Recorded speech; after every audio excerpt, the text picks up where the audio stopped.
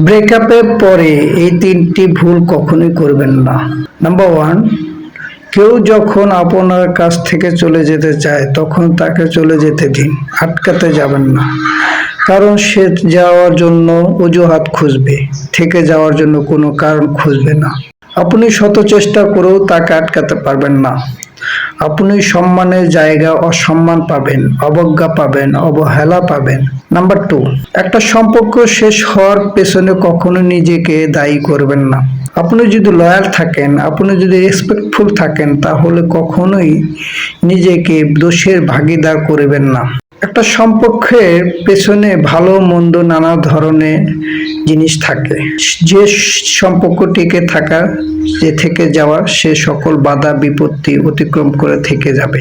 আর যে চলে যাওয়া, সে এমনিতেই চলে যাবে। নাম্বার থ্রি, একটা সম্পর্ক শেষ হয়ে যাওয়ার সাথে সাথেই সেই সম্পর্কের মেমোরিও মুছে ফেলে দেওয়া উচিত।